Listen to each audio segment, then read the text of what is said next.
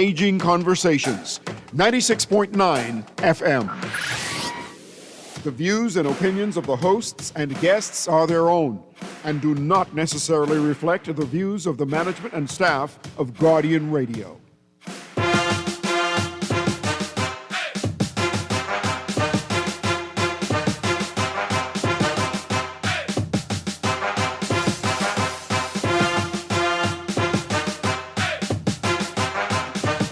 Was that it? How was it? We're back. So now it's time to go. Yes. It's go time? Is it 11:06? Welcome to the Accredited, powered by 10th year seniors here on Guardian Radio 96.9. I'm Ronaldo and it's March, so obviously I am dressed apart. This is an audio medium. Y'all can't see it. I'm wearing a Kentucky hoodie. Sometimes the camera's out straight. Stop playing with the microphone. He was dressed like the sun, too. Oh, boy. The sun's not not neon green. I'm John Mark and Go Cats. Thank you. I'm Ricardo. I'm just happy to be here. Wait, which cats? Any Wildcat. You can't. It can't be any Wildcat. Carter, do your job. The one that we watched yesterday. Oh, if you want to join the conversation, telephone lines are open. You can hit us up at 323-6232, 325-4316, 325-4259, or toll free at 242-300-5720. Text lines are also open at 422-GR96. That's 422-4796. Join the conversation. Here's the crazy thing, though. When I said Go Cats, last night when we were watching the game, Niall said all you have to say is Go Cats. And now he's asking which ones. Well, that's when we are amongst individuals of this. Anyway, we are talking to the general public now, so certain things have to change in this conversation. But we will start today with our usual topic. We like to start you with local sports. And our topic today in this segment called What's the Lead? Our lead. So we are going to tie in local and international sports. I mean, the 7 people we have in the NCAA tournaments? The 7 people we have. Everyone, listen. Is it 7? No, you know, you said it with such authority. I just believe in it. It's 8. That's how much trust I have in you. You just say it, and I say, all right, cool. It's 5 players, 2 staff. And we're not good at math. I mean, remember, we write and we post stuff. We don't really do math. It's like 9. I suck at math. Don't worry about it. Anyway, so we are It's talking. more than 2. So we are talking about. Clearly, see what you're going for there, John. No shade at all. So we are talking about the NCAA tournament and whether you are into college sports or not. The phrase March Madness. Every marketing manager worth their salt has used March Madness, not even knowing where it came from. We just know that the alliteration works. Clearly, you said something. We have a first call early. Oh, go. No. We was working that properly before you. Caller, go ahead. No, I think we lost that caller. Go ahead. We? Oh, hold on. Caller, go ahead. Hello, good morning. Hi, good morning. Go ahead. Call it as the general public. Thank you, General Public. Yeah, look here, this Sparky now. Let me ask you a question now. Hello? Yeah, we here. This Sparky, let me ask you a general call-out question now. We just celebrated 51 years of going forward. Hello? Yeah, we here. We're waiting on the question. We just, I know I'm it's getting 51 years double back. ago. I'm getting double back. I'm not We sure it's just 51 years we ago going just forward, but We just celebrated 51 years of going forward. Are we going to celebrate 51 years now of going backward? Hello? I mean, that's a hypothetical question. We could. Look, 'cause I'm trying to figure out, I'm 74 years old, and I thought we were spending so much time in my life. Now when the generation after me come up, they telling me that we were not doing that. We were lied to for 51 years Wow. by my leaders. My religious leaders lied to me. That's My crazy. political leaders lied to me. That's crazy. My social leaders lied to me. My protective leaders, the police and defense force, lied to me for 51 years. Did you have Are any the sports young leaders people in the going to lie mix? to me now for the next 51? Did you have any sports leaders in the mix? Did they lie to you? Did who? Your sports leaders, did they lie to you? My sports leaders? Yes, that's what we on today. Let me say, to me, when it came to athletics, we had some of the best athletics during my time. Because I remember sports from the what we used to call the Western Fort, Fort St. Catherine, no, Fort Charlotte. Yeah, When growing up, we went to church on Sunday morning. me too. After church, we headed without cars, without motorbikes. We walked to the Western Fort In great shape. and we played hockey. Wow. We played cricket. We played baseball Versatile. and soccer Four after sports. 10 o'clock till sunset Wow. every Sunday. Thank you for joining us today, Sparky. Go ahead now. NCAA tournament. Sparky was from a very versatile group of Bahamians that played 4 sports in one afternoon. The hockey part is really what took me out. We have lost some recipes. But you know, one sport he did not mention, college basketball, which is where we are going to start today. We have 8 Bahamians involved in the 8 Bahamians involved in the NCAA We have tournament. not confirmed that number. 9. All right, there we go. The number keeps going. Yeah. Hey, it's a good thing the number keeps going up. All right. So anyway, as I was going on my diatribe before we got sidetracked, March Madness. This is what we're here for. If you are in tune with basketball, Bahamian basketball, you should know that the entire basketball world shines their light on the NCAA in March, and we have some very prominent names in the Bahamas involved in this tournament. It's not only a testament to our development, but a testament to how once we get to the international stage, we are on par with anyone else. And I want to start, obviously, with the players, and the player that has been the talk of not just the Bahamas, but the basketball world in general, VJ Edgecombe, leading Baylor Bears into the second round. Baylor will play Duke tomorrow afternoon. Great first game from VJ. This is what people expected. You know he's going to be a lottery pick, a young Bahamian player to be one of the best freshmen in the nation and to lead his team into the second round. What do we think from VJ's first game? Before we even get to the matchup looking at Duke, what did we like from VJ in round 1? You see that bog? I did. To the uninitiated, can you explain what a bog is? A missed dunk. Okay. Because that was Why probably... did that bother you so much, John? No, it's how impressive it was. No, his Did you see misdunks how are highlights. Did you see how far the ball went when it hit the rim? It went past half court, almost to the free throw line.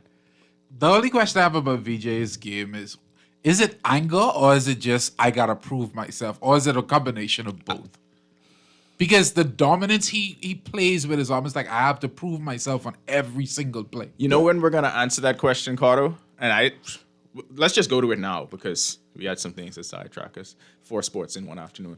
But we're going to know that in this next round when he goes up against the prohibitive number 1 pick in the draft. When he goes You up can't against call him fake, John. All of the No, professionals. he's going to be. Okay. He's legitimately going to be the number 1 pick. I'm not. VJ is going up against Duke and Cooper Flag, He right? got the donkey head off.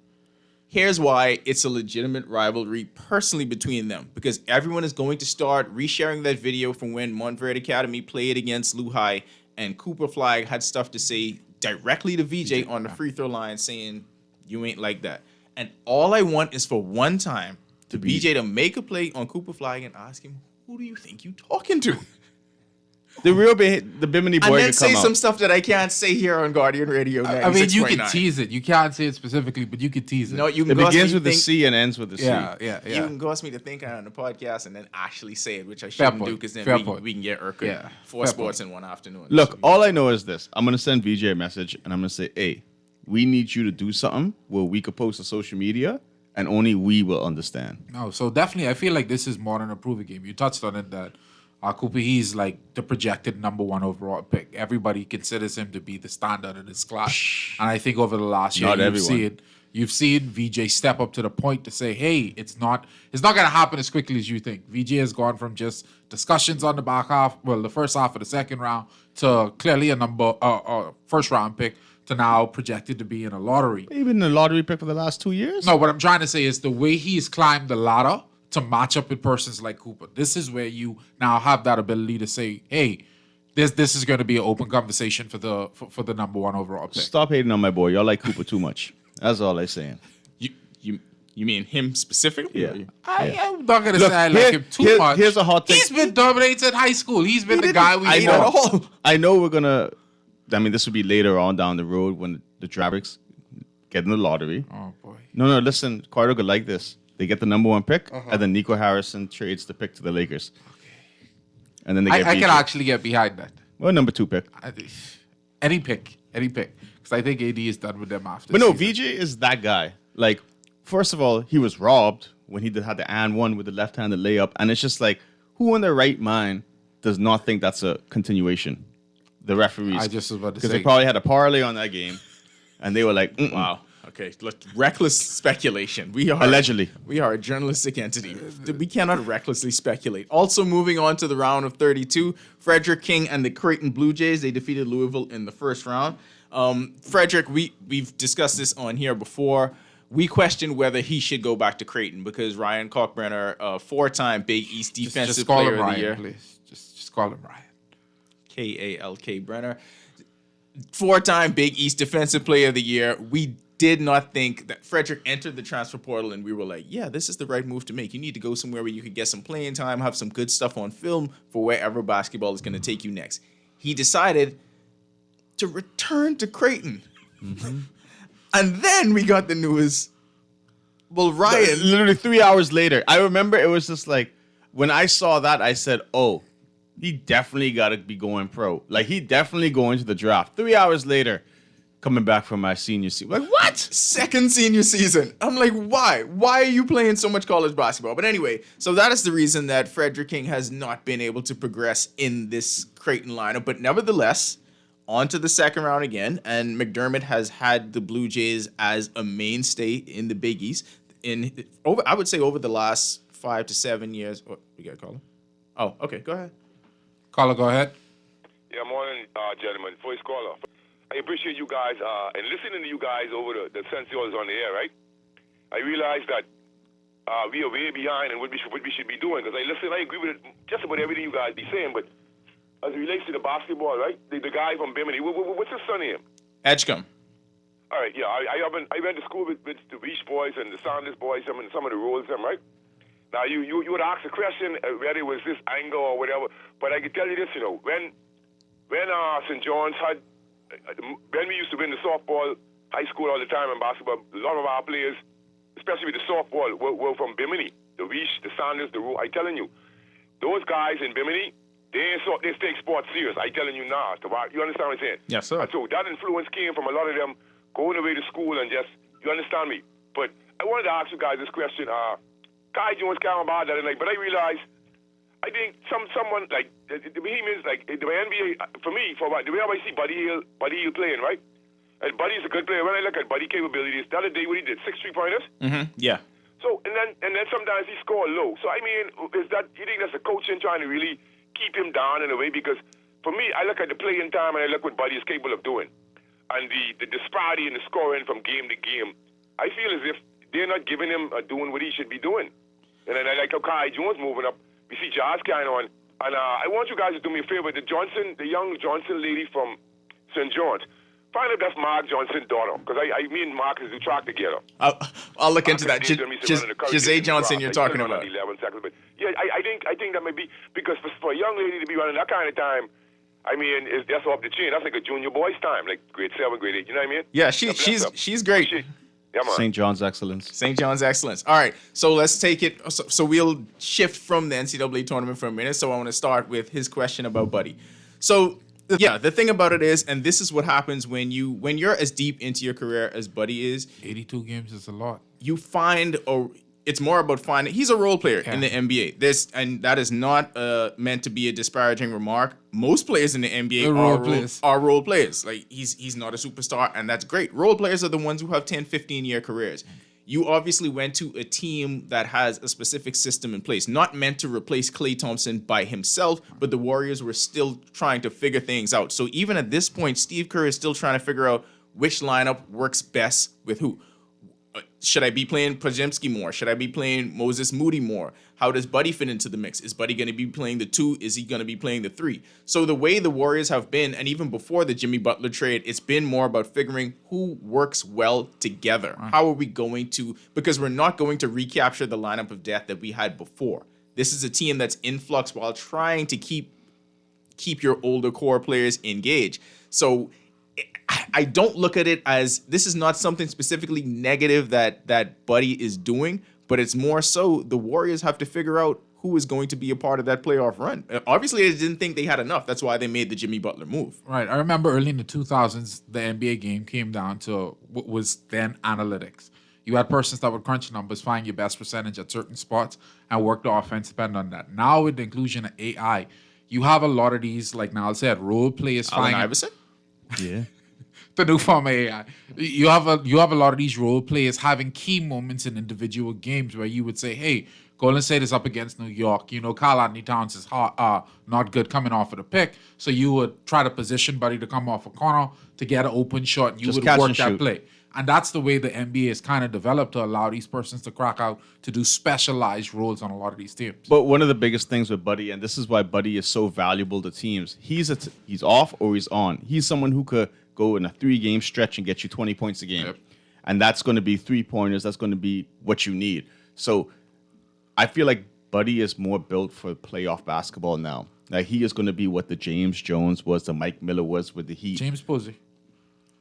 No, he was right. James Jones. James Both of Posey. them. Yeah, James Posey was 06. They both had No, moments. that's the one I'm more familiar with. Yeah. Posey, the Heat years. Yeah. So it's just like he is one Keeping of up with the Jameses. Yeah, he's one of those Dad joke. players that he is going to, like, for him, averaging 12 points in the playoffs is going to be big because it's going to be 3 points coming, Yeah. and it's going to open up the floor for Especially Steph. relying on Jimmy Butler on the defensive end. But he playing defense. You see them big highlights. Now, And I think He's been playing his whole life. But so much of it, right? And Sean's gonna get personal. Sean feels like when you attack Buddy, you personally know. attack him. All right. So, but I feel like the rhetoric around a lot of it has been okay. He's only playing efficiently on one side of the ball, and when you have that view, whether it's true or not, narratives are important. Yeah. Narratives work on coaching staffs as well. Narrative around them. Like I said, whether the numbers support it or not, this is what people were going to think it's about. the it. age of social media, but when people get to talking, it Boy, becomes the hype. And that's once it it. becomes the hype, you got people who depend on these things for livelihood. So if your job on the line and you keep hearing the noise, the owner's hearing the same noise. So he's saying, well, if everybody out there can see that Buddy is the problem, how can't They see Nico it? Harrison. That's Right, what they are. exactly. So I think the best numbers he put up was in the Dave Yeager years in Sacramento, Mm-hmm. and then once it's been trying to find the spot. We thought Philadelphia was going to be the right spot because you had an MVP caliber player in Joel. retrospect, Joel clearly Embiid. it was. I mean, I'm glad that he was able to get out at the right time. Yeah. But as for how things are moving forward in Golden State, yeah, it's been a season of ebbs and flows. He started off and people were wondering whether he was in the MVP conversation literally over those first 8 games. And you've seen it go up and down, but that's how the Warriors season itself has been. But one thing you're always going to get from Buddy, regardless if he's shooting well, if he's not shooting well, if he's playing defense, if he's not, he's going to give you 100% on the court, regardless of what it is. Like, he is going to go on the court and do everything he can. And even when he's on the bench, he's going to be that guy. A great teammate, and you see what the relationship that's growing between him and Jimmy Butler now. Every post game, they're having their back and forth antics. We were just watching one this morning before the game started. So and John has spoken to this before. He's one of those players where the joy that he brings in the locker room literally translates to the court. Like, it means something. So for him to be a part of, and we thought, well, not just us. He was in a lot of trade rumors right before the Boy. deadline. So there He's was forever going to be in trade rumors. So there was a wonder whether he was even going to be in Golden State moving forward. And so that played a part in playing time as well, because as we know, when teams are looking to move people, sometimes, that doesn't happen. They decided to keep him. But I think moving forward, headed into the playoffs, the role is going to get bigger. He's going to become more No, important. that's exactly what I was about to say to John's point. Once you move into the playoff, he's the kind of player you look out for. Somebody that can get on a hot streak and really But look light with the it up. Sixers. The Sixers didn't want to play him, and then they brought him in too late, and he had that one game. had that one game. Oh, follow up on another point from the caller, and we can just present this without comment. Kai Jones, can't on bad.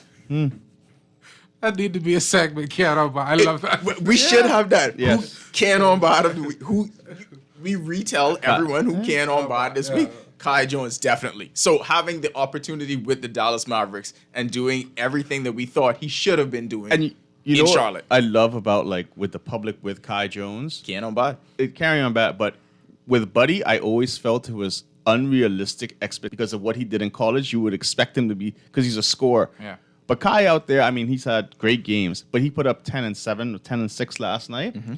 And everyone's like, that's a great game. Yes, that is a great basketball game. That's like if Buddy puts up 12 points and hits 4 3-pointers. That's a great game. Like, we have to realize what the set. Like, Aiden needs to do 2010 to be a great game. What I like from Kai a lot, and I know we were not supposed to be talking NBA the first No, half, no, but that's fine. Hey, It's listen, basketball. We go where the callers lead us. What I like about Kai the last couple of weeks is you see the Scan effort, on by. you see it in his intensity. It's like every matchup he's out there trying to prove that, bro, I supposed to be here. I can outwork a lot of dudes. I can get up and down the court, and I gotta respect. So Carter, you would say he was doing what? Carry it on, bro. Thank you. No, but I agree with that. Kai, he always, we know the confidence level that these elite athletes have, right? And sometimes you get put in a situation like, wait, the crazy thing is so when Kai played, Kai played in this AmeriCup cycle. Like, people don't realize that. And when you talk to Kai, when I was talking to Kai outside of it, Kai was just so happy to be able to play basketball again. Yeah. And you just realize, like, the stuff that these athletes go through. So Kai was just like, man, I didn't know if I was ever going to hoop again. To hear someone say that who's 6'11" and is a freak athlete is wild to me, because it's just like, nah, you're good enough to do whatever. And I remember the last thing I told him when we was going to the press conference, I said, I never want to see you play in one of these windows again. Like, you only made for the summer. Right. So now he's proving his point with the Mavericks and saying, y'all need to sign me to this real contract. Caller, we got 2 minutes before the half. Go ahead.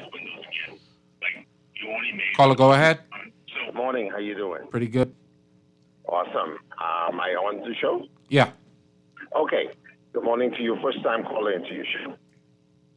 Go ahead. I'm going to say that I'm enjoying this conversation. I tuned in maybe about 10 minutes ago, and I just want to put something on the plate here in relation to the appreciation of our athletes, especially right now. Track and field has dominated our society for a very long time. Now we're looking at the aspect of basketball, especially among our youth, and many of our other professional players who would have been engaged in the sport. What are your thoughts on perhaps instead of having the basketball camps, yes, we want to applaud people like Jeff Rogers and so on and so forth, who has been doing these things for many, many, many years. Actually creating what is called a basketball academy, seeing that most of our schools are engaged in basketball. A lot of our social programs or even right in the community all seem to be basketball centered. To have a year-round basketball academy where the youth in particular who may not be truly interested in the academics, but more into the sports, will be given that opportunity. Yes, they will still maintain their English, their math, their geography, not geography, their trigonometry, of course, because basketball does have something to do with angles and how you toss the ball in. But to actually give the youth who may not be all that engaged into the scholastics in terms of the academics, to give them a fairly good chance to excel in the sport of basketball. Not doing, like I said, the basketball camps, but actually specifically targeting these persons who could be like Buddy Hield, who could be like many of the other Bahamian professional basketball players. But you are specifically targeting basketball players ever in the history of the sport. Right here in the Bahamas, in closing, we have so many opportunities where our people excel in many areas, not just in sports. But we do not have any programs here that specifically and deliberately target these persons to excel in these different areas where we can build the Bahamas. I just want to hear your thoughts on that, okay? Thanks for taking my call this morning. Thank you for calling in. But we'll go to the half and then we'll jump right back and answer all of those points. It's so much to unpack there. So we do invite you to stay tuned until after our halftime break and we'll get to it.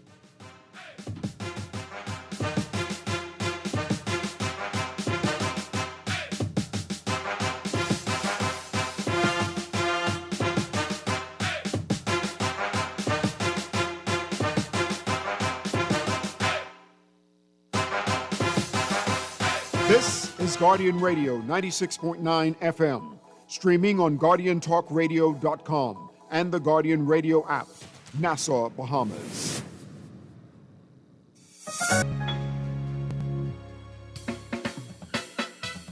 Do you have uncontrollable debt? Are you ready to make that move to Fidelity for a stress-free future? These loans have a built-in savings plan that pays you unbeatable interest. Ask about our debt consolidation loans today. Call 356-7764. Fidelity, we're good for you. Everybody Wins Live is bringing you the ultimate giveaway, a brand new Cybertruck. For every $30 spent, you're in the drawing for the ultimate grand prize, a Cybertruck. Drawing live at the Vibes Cartel concert March 29th. You'll also be automatically entered to win tickets to see the world boss himself. 25 lucky winners every single week. Visit everybodywinslive.com to get into the game. See website for full terms and conditions. Must be 18 or over to participate. You're a builder. You want to give your client the best material at the best prices, and you need to put food on the table. These prices at Pinder Enterprises. 5/8 pressure-treated roofing ply starting at $36.68, includes VAT. By the way, all these prices include VAT. Great Select Water Shield, $134.20 a roll. Felt, 15 pounds, $16.50, 30 pounds, $19.80. Owens Corning Duration Shingles and Certainty Landmark Shingles, $56.56 a bundle. Gallon Roof Cement, $33.47. When it comes to screwing and nailing, Pinder got you covered. He got every nail and screw you could possibly need. Inland Revenue is here to guide and help you with all things business license and VAT.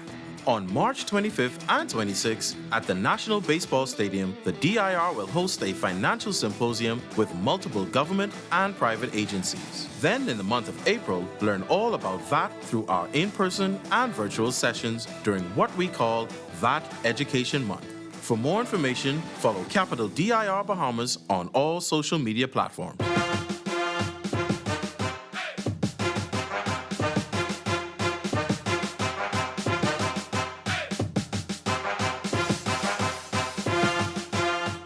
That's the point. We good to go. Yeah, we good to All go. right, because we have to continue a very spirited conversation. Welcome back to the Accredited here on Guardian Radio 96.9, powered by 10th year seniors. I'm Ronaldo, and I did not know. I learned that Sparky is one of the greatest athletes in Bahamian history.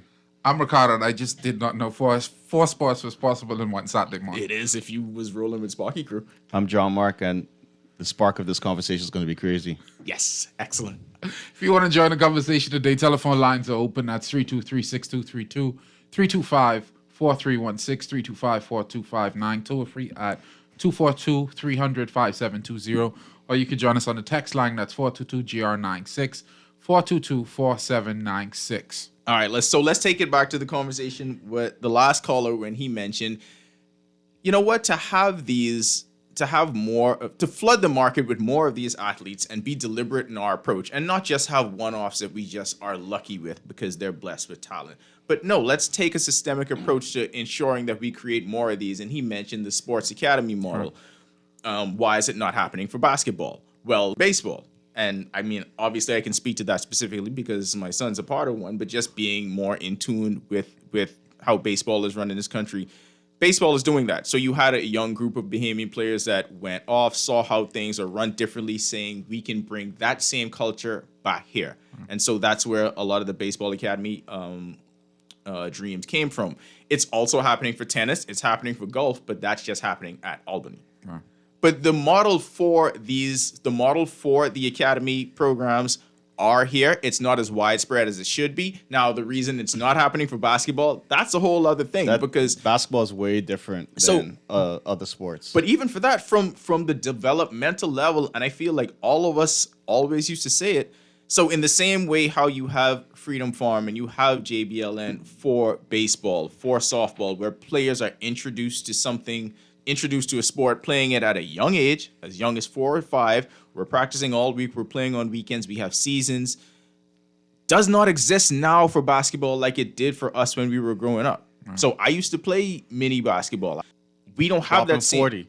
We don't have that same kind of structure for basketball, and I feel like that's a big part of the problem there because at the grassroots level, that's where you got to start with a whole lot of it before we get to the academy model. Yeah, no. So the academy, for example, NBA Academy has an academy. Frederick went there, but the system is still tailored to you play in this academy, you get your training, you get your schoolwork, you go off to school. That's how the NBA Academy goes because the NBA Academy at one point was using the G League You have to have a good enough league to get these kids to go in the academy to play.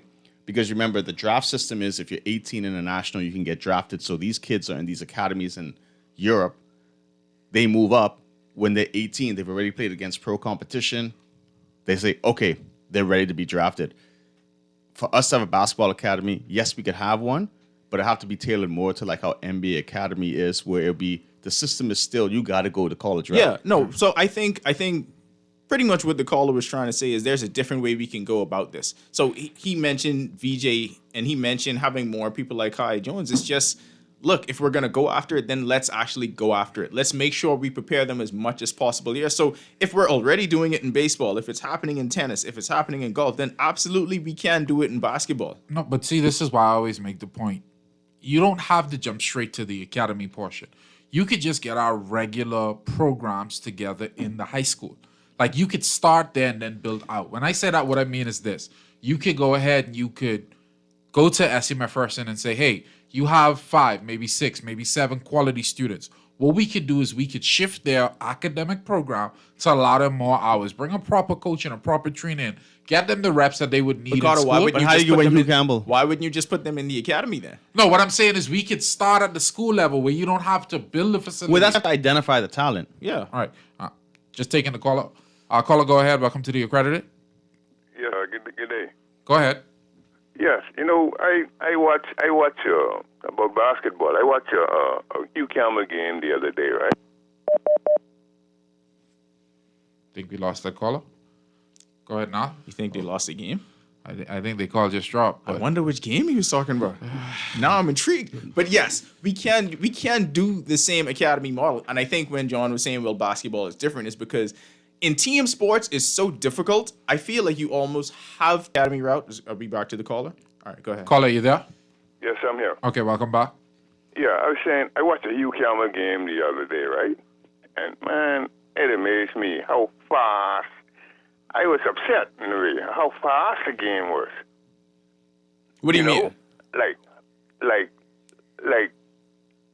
CI was the CI game and the game for Freeport. Tabernacle. This is the championship game. Right. It was like they were so aggressive.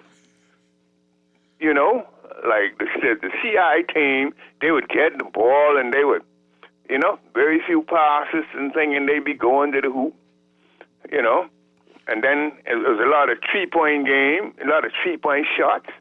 The game, and like I didn't see any guard play, like controlling the tempo, like a point guard. Okay, now I see what you're saying. So you're saying the game was pretty much just helter-skelter, running back and forth. Right. No, okay, I got you. No structure. No, but see, that I think that's in large part to do with, John has touched on this point a lot, with the coaching element. I think our athleticism in the Bahamas has caught up to the international game, but the structure, the system that these guys play in does not dictate that they learn to control the pace of the game. So all of that needs to develop over time. Right. Like say you watch a high school game in the U.S., right? You would see the point guard, that's the main ball hand. He'd bring the ball up the court. There's no press. He'd bring the ball up the court, right? And then he would initiate the offense. He'd pass it to, they're not going to take an open shot right away. Right. They try and get a better shot. I mean, a real open shot, a best open shot that they could, right? And then, like the two guard, he would be able to control. He would be able to make a few dribbles, and you know what I'm saying, before he attempts a shot or attempts a pass. Right. Well, I think the biggest part of it, and thank you for calling, is people are too busy here trying to win GSSA championships and trying to win Hugh Campbell championships, as opposed to developing the players properly to be able to succeed at the D1 level, at the JUCO level. So that's the problem that we have when these kids are D1, probably the most D1 athletes in the world. It's just that their skill level isn't up to par, especially when they're playing locally. It's not being fostered. Yeah, it's not being, the skills aren't being honed in. For example, if you're a point guard, like you said, you need to be able to bring the ball up. Like the coaches in the States are more in tune to saying, how am I going to be able to get this kid to succeed? Because in reality, the more kids they get off to go to school, the bigger their name gets. Right. And see, no, that's the angle I should have taken when I was talking about the academy portion. Instead of us saying, hey, let's jump straight to the academy, let's rebuild our high school programs to allow for that development, to allow for that system, to allow for that skill to be honed, because it's not happening right now. Yeah, So and- before we even get to the academy should be reserved for the cream of the crop, The elites, the top yes. of the top. But yet still in our school system, we can improve our programs to the point that there is proper coaching, that there is proper development. And that's not happening right now. I think we got to walk and chew gum at the same time. I think we got to do both of those, because mention that's for the elites. Those are always going to exist. Those exceptional ones are always going to be there. The thing about it is they just leave early, and they have to. And if we're talking basketball or any team sport in general, but specifically basketball, since we're on that right now, you're not going to get enough games here. You're not going to get enough games against the competition. No, against the kind of competition that you need on the next level. You're not going to get that. God, are they playing like 10 games a season, maybe 12? These dudes playing 3 times as much in one summer. Call you on with 10YS. Go ahead. Hey, good day, gentlemen. How y'all doing? We're good. I ain't no big sports man, right? But it's excellent. I like what you all are saying.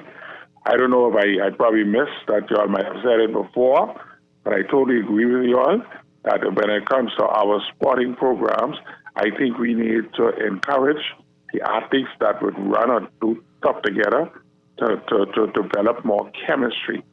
And the reason why I say that is because rather than going to Olympics and coming from this way, or to Carifta, this one coming from that way, we need to develop our own sporting systems here in the Bahamas so these athletes can be like sisters and brothers, so that chemistry can be there. I don't know what y'all think about something like that, because we're missing that. I agree with the whole concept of you have to develop your own here. Like track and field, I always tell people, track and field is something where you are timed. So realistically, when it comes to recruiting track and field, Numbers are numbers are numbers.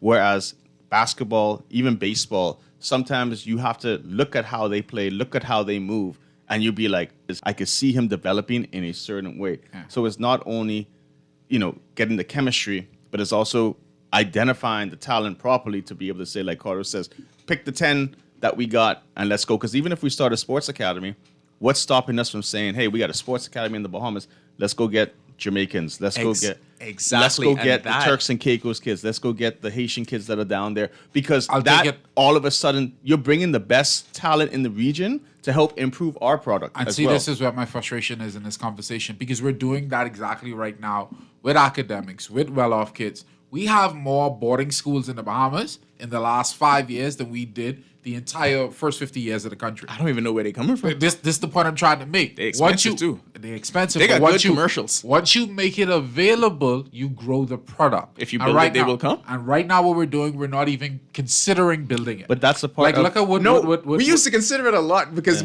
I remember when Donnie Johnson was the Minister of Sports, I used to write the stories before the press conference because I knew exactly what he was going to say. Mr. Johnson, if you're listening, I miss him. He was a big proponent of, we got to build these national sports academies because this is not reinventing the wheel. Danny this is the way it's Johnson been had done. the vision. Yeah. Every single caller we had today, they touched on a different aspect of it, but all of that could be solved within the academy. When we talk about coaching style, when we talk about chemistry, when we talk about fostering the elites into getting to a position where they need to be, all of that is answered in the academy model. But see, again, now I got to get into the politics, because this is where the mistake is made in this country. No, it's made in the polls or the voting booths. Which is true. But when you consider somebody like a Donnie Johnson, and before him, I came up in a generation where Neville Wisdom was the sports minister. You had persons that had good concepts of what sports could have been in this country. But because they get lost in the wash with the regular political fodder, you end up losing somebody who knows how to develop these sorts of programs. And you're always shuffling cabinets. Exactly. And it's just like, if you have the position where these persons are appointed and not elected, you can have a situation where an F&M administration comes in and say, hey, we really like what Donnie Johnson was doing in sports. Try to continue that program. That's all I say. But like, you lose things like that when you go through these kind of shuffles. Bipartisan governance. That'll happen in the Bahamas. Things like this, because tourism, and we could always go back, because we talk about tourism enough, we're saying a sports academy could increase tourism. Why? Absolutely. You have a sports academy with basketball. You have the top 24 talent in the region. Barbados, Trinidad. You can name every single Caribbean. Take their best players to bring them to this academy. You start having AAU tournaments here. Those teams from the States would be like, hey, if we're going to be playing the top talent in XYZ region and they've shown that they could play, those top teams are going to start coming down Exactly here what to Battlefield play more Atlantis games. is. You all of a sudden have that where teams will keep coming down the entire summer. Yep. So it'll be like one batch of teams come down, heads in beds. They're making money. To your point of what you was talking about, and if you had these as appointed positions and it wasn't just this always quick turnover rate, Yeah. I think the biggest problem with what happens there is we feel like when people get in these positions of power, they just have to reward whoever was with them, Yeah. or you just have to have whoever was working in that ministry, whether they still have the foresight to be innovative in their thoughts, doesn't matter. They were just there, so the status quo is going to continue to be what the status quo was. So rather than actually getting the best minds, actually finding people with ideas to move things forward, we just continue as is. But this is where the bipartisan politics will come in. It'll never come It in. would never come in. We know that. But at the same time, it's like if you have group coming up with these great ideas, and then another party comes in and says, oh, like you said, we're going to ask you because we got to put our people in. Instead of fostering this thing, saying, hey, what did you guys do? Michael fostering. Yeah. Go to Supreme Court. Let's see what this whole thing is, right? No, it's you got to cut everything and then you're starting from zero. And if we keep starting from zero, we're never going to get anywhere. Because I would guarantee you, the people who worked in that department for 5 years, if they got paid those 5 years working and then told your plan needs to be handed over, then you hand the plan over. Just think how many quality products are now left on cutting room floor at the Department of Sports, because you have things like you still don't have proper systems for data collection, proper systems for statistics collection. All of this is out of the window because you don't have that continuation of the system. I'm glad you say that because so a few of the kids from Kaizen's Academy, they went and are playing high school baseball, talking about their stats. Yeah. That they had, the season just started a few weeks ago, but they are talking about stats, they're showing stats. None of that exists here. Yeah. Like none of it happens. I can go online and check all of that, and it seems like a really small thing, but it's not. No, it's the because biggest thing. It's not because when it comes to recruiting and getting to the next level, what are people going to hold on to? Rephrase that. It is a small thing. It's something A small you thing can, to get done. It's Yeah, something yeah. you can do with a minimum investment of $100K. But you can get a program in place and a team to run that properly very, very easily. You can get 3 or 4 people out of UB and have them run that system for the course of the year. But who in any ministry is going to say, yeah, this is important enough for us to undertake, And this and is who's why- going to explain why that's important enough to happen? But see, now I'll take it a step further. And this is where my frustration with our system exists. Because you have a minister right now that once coached not only run-of-the-mill, one of the best high school programs. So he knows how National important, he knows how important a Level system 3 like coach. that would be. But he is so caught up in the actual political spaces that aspect of his day-to-day isn't being All right, so handled. what about the team around him? Boy. This is why you got to put a good Boy. team that can do that, because Boy. obviously if you the CEO, because within that ministry he's Yeah. the CEO, right? The CEO ain't gonna have his fingers on every single thing I happening. in need the somebody to company. manage the portfolio of high school basketball. I need somebody to manage the portfolio of high school softball. That's what I'm saying. And I need it to matter. I That's don't your need it to team. just exist and happen during the same 2 way- 3 months. I need it to exist and matter year round. with these track events, you could always get times from track events, Yeah. right? The biggest thing is, and this is what you always want to tell people, you can have data collection stuff, and that leads to other jobs, other opportunities. It's not just saying I collect stats. We have a ton of tournaments down here. If you're live stats certified, then you know Battle for Atlantis comes, Bahama Hoops comes. You could be doing that type of stuff. FIBA games come. You'll be getting paid doing that. Some of these kids, if you get them doing this young enough in a high school program, when they go off to college, all of a sudden you got team manager analytics, you got live stat stuff. It becomes a system where you are molding these kids saying here's a chance to be able to do something in college. Because if you went there and said, I did XYZ with live stats, you're probably going to get a job at college doing the basketball games. And I want to bring it full circle. You all touched on it in the first segment with favorite shape. Cooper Flag. What did you say about him? Dead. He's considered Overrated? the number one. Overrated. Not as John good as said VJ? that. But you said it. He's considered the Great number White one Hope. pick. He's been considered that because we've seen his development. We've seen his stats. Literally from middle school. You want me to really tell you why he's considered there? Go ahead. No, go ahead. From middle school. No, from middle school up to now, you've seen his stats. You've seen his development. You see when he sucked at rebounding, when he was 6'5" and struggling against guys. Up to the point now, you've seen him address his game and develop. All that is a part of the system that we now need to incorporate. I'm not saying VJ lacked from it. What VJ did is he took the minimal skill set that he had when he was here. He went off to school and realized he was that always a shooter. Gotta leave. he realized that over there, but there's a lot more that I could do to grow my game. Somebody is telling me, hey, instead of shooting your tree, exactly. Instead of shooting your tree like this, I need you to come up off the left, come up a little stronger off the right. And that's how you develop a number one. And right prospect. now, it cannot happen here. And that is what we really got to address. But when we were talking about starting at 4 and 5, go ahead. Yeah, no, I was going to say, and one of the biggest things is let's look at all the D1 athletes we have, right? Yeah. How many of them came directly from here? I mean, basketball. I mean, basketball. One, Magnum. Magnum Roll is the only one. Everybody else had to leave. Everyone had to go the JUCO route. The earlier you leave, the better. So most D1 are from here go JUCO, then D1. Right. Whereas the players who go off, like the Travis Munnins, Tum Tum, Nathan Bain, like those are guys, Rashad Davis, those are guys that went off and then went D1. Right. Good afternoon, caller. Thank you for joining the Accredited. Yeah, I sorry to call back, but I wanted to mention something. And what you're talking about, this basketball program, is very, very important, you know, because, I mean, a lot of youths are so impoverished in the city and preoccupied, right? But I used to play basketball, you know, with the B League and high school basketball. And I surprised myself. I realized the dexterity of, you know, two hand, right? Yeah. I'm right-handed, right?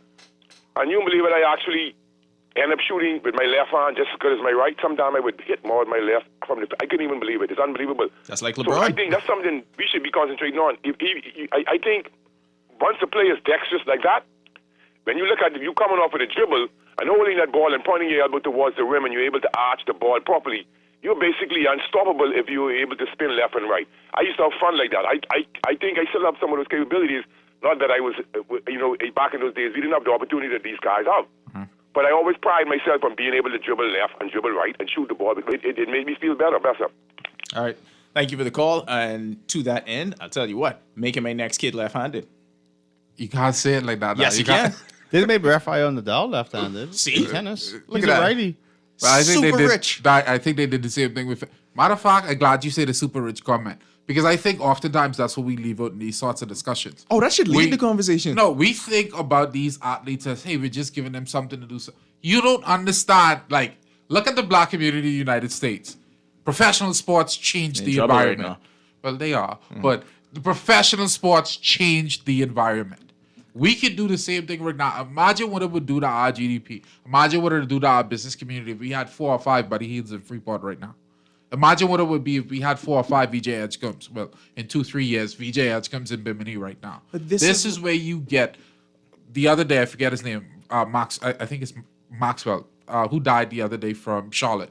He's a basketball player. Vernon Maxwell? Oh, no. Not Vernon Maxwell. No, from Milwaukee. Yes. Oh, I can't remember his the name. name. But yes, the guy, he used to play in the NBA. Oh, I have to look this up. He used to play in the NBA. After his playing days, he went on and he became like the model for what to do with your money in your post-playing career, made some great investments. And actually, when new players came into the NBA, they would hold him up as the model and said, hey, this is what you do. He not only changed his hometown, he changed the city, he changed the entire state he was from, and laid the blueprint for who to came just after. off of investments alone. Imagine if you had that in a country this small, what the possibilities could be.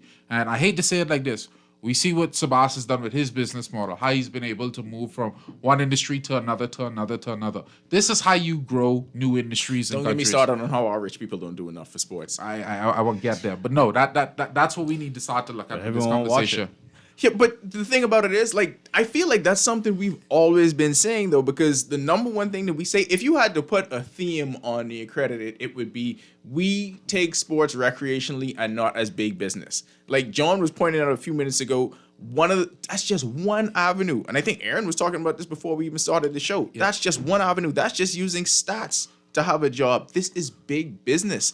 Like when you talk about American culture and American society, because let's face it, that's what we model a lot of this stuff after. We right there. There is entire industries built around this. This is so much more than just one single athlete. Final call of the day. Welcome to the Accredited. Turn your radio down. Hello. Hey, turn your radio down. Okay. Sparky, you ought to double take today. I feel like you How you opening. doing? You can hear us? Yeah, I got you. All right, you opening the show and closing the show today. Go ahead. Okay, talk. Let me give you a challenge. When I was younger, I did this. I came up and died with the first Independence March. When I was young in 2000, they changed the name from what I did with them. They changed it to the People's Rush. But that was when I yours. went to Kayla Lockett, I went and started with her. I said, let's do the first Independence Rush. Right. They changed that because somebody was director of sport Wow. or director of something. They wanted to give it their name. Petty. Then after that, when I was a young man in Masonic Lodge, a 24-year-old man, Right. I told them, let's march to give blood. We got together on a Sunday, we marched from Rawson Square, Parliament Square, Shirley Street to the blood bank, and we donated 195 pints of blood. 195 pints of blood. It's a lot of blood. It is still the record at the blood bank now. Record holder. They don't march anymore. Sparky, The blood bank comes to Prince Hall. I gotta ask. I know you are one of the original Valley Boys. How do you feel about the Valley Boys trying to work their way through? See, you take it over from my story. Thank you. Tell us more, Sparky. Let me give you my story. Thank you. Don't let him sidetrack you. Tell us more about the record. You let me give you. That's what you all do. I stalk your host. Not me, Take Sparky. it from the talker. Not me, Sparky. Run your stuff. Okay. After I did the blood march, the next thing I did was kites and gadgets on the Western Fort. Well, from 2000, I got every year the people in the country to sponsor kites and gadgets. Where we got the children up there to fly kites, do box car racing, do all the things that I grew up doing as a youngster in the valley. So you was bringing it back? No. These guys bringing it back. And I think we can teach the children to do what we used to do when we were kids. Got you. That's a great I initiative. did the kites and gadgets. You understand what I'm saying? I did these things that I ran out of sponsorship. The number boys, Craig Flowers, promised me every year he was going to help me do it again. We haven't done it yet. All right, Sparky. We got to go. Now, this is the last thing. Okay, last thing, then we got to discuss it. Go ahead. This is the last thing. In 1958, my mother donated the first set of monies to the Valley Boys from Malcolm Gas Station, A.B. Malcolm, to Gus Cooper to start the Valley Boys in 1958. History. December gone made 66 years, and they have never honored my mother yet. That is on Bay Street. That is crazy. I told them that Brian Adley and all of those, Gus Cooper did never intend to leave the Valley Boys to the Gus Cooper family. We got to wrap it up, Sparky. Thank you for joining us. All the Valley Boys want is that. Caller, last call. Go ahead. Welcome to the Accredited. I wanted to hear more about. Oh, sorry. Hello. Go ahead, caller. Yeah. Sparky is correct to a certain extent, but I just wanted to correct him that the Valley Boys didn't officially start until 1960 when Gus came. You see?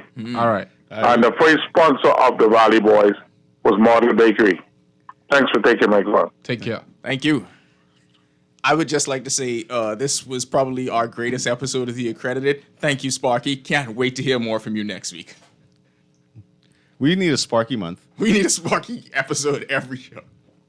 Just deep dives with Sparky. That's the name. Thank you for joining The Accredited this week. We'll be back next week with more show.